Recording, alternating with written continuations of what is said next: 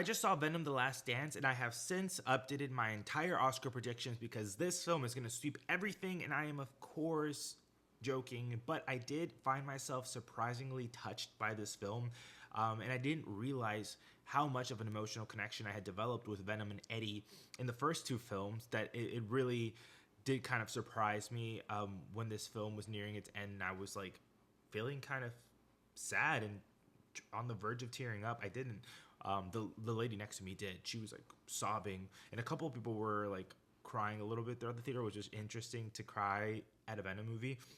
Despite that, I think that's a credit to this entire franchise, and particularly to Tom Hardy, who plays both Eddie and Venom. He just has such great chemistry with himself. But really, that dynamic between Eddie and Venom is the reason to go see these movies. It brings so much fun, it brings so much relatability, and I think that is the shining point of this series. That being said, this is definitely the weakest entry in this franchise. I think story-wise, it just sets up an ending to Venom and Eddie. But even that, it's very small in scope, so it doesn't feel as epic as it probably should. And I think story is negligible. A lot of new characters are introduced that I don't think needed to be introduced.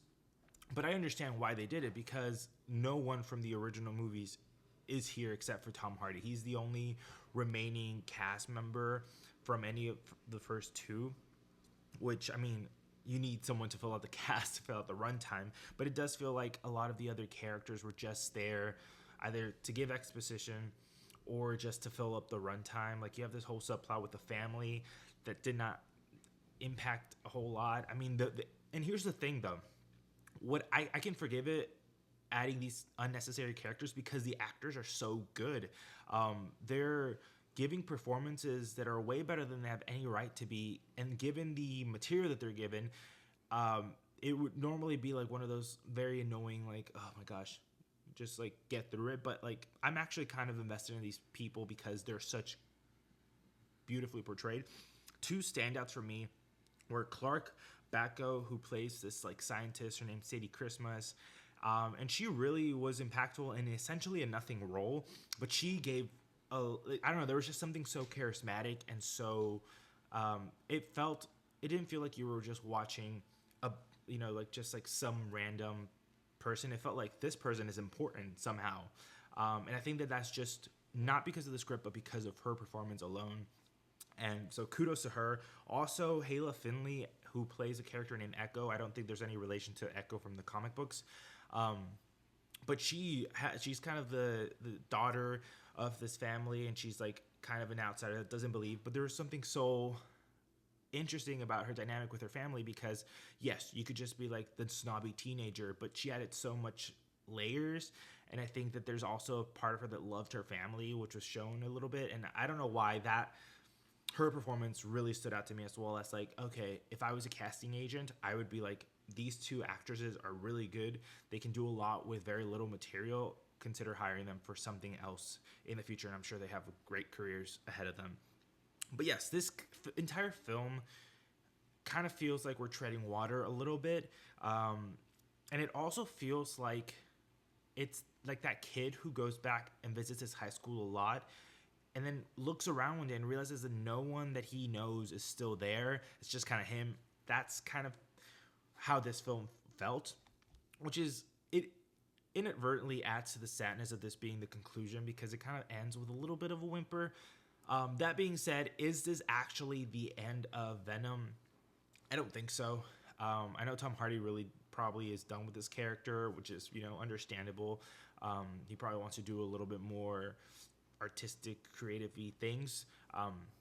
But I really do. I mean, he helped with the script in this film, so I feel like he does have some investment in this character, and it does tease a potential sequel to this story. Not so much to Venom himself, but there are a lot of threats that are left hanging. For example, the big bad guy of this film, he never actually confronts Venom or anyone in this film. He's kind of, the whole point of this film is to get him free so that he can like go on a rampage or whatever. They're setting up this big villain.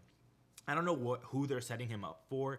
And Marvel controls the Spider-Man this is supposedly the last Venom film. So it's not like Madam Web is going to fight this guy. So it's interesting to see them set up a sequel to where there's no clear hero for that villain. There is like a potential tease of like some other symbiote at the end of the film. That's not really a big spoiler. But yeah, it was a really interesting choice not to just have the big bad guy for this last film. So I'm assuming that he's going to come back at some point. It's kind of like probably like that John Wick thing, where John Wick is going to come back. Same thing with Venom, I think. But that villain, his name is Knull. I was not familiar with him from the comic books, but his character design here was really cool. And I was very interested to see who plays this character, because at parts it seems like it's a real person, but then in other parts it's like very clearly like motion capture. And then I saw the end credits, and it's Andy Serkis. Andy Serkis does a great job in like little teases here and there. I really want them to continue the storyline at some point with some hero, because again, this character just looks so cool and very dangerous. I hope he actually, is dangerous. I looked him up, and apparently he's like really, really powerful. So, I mean, this seems like a villain for a Spider-Man, Venom, all of that team up. But Sony, we'll see if they can get their stuff together to actually pull that off. But yeah, those were kind of my thoughts on Venom: The Last Dance. Really fun movie. Definitely won't regret watching this film, but it does leave something to be desired, and it is definitely the weakest of the franchise, and I think we're ready for a little break. But hopefully we see more, because I really want to see Venom and Eddie together again.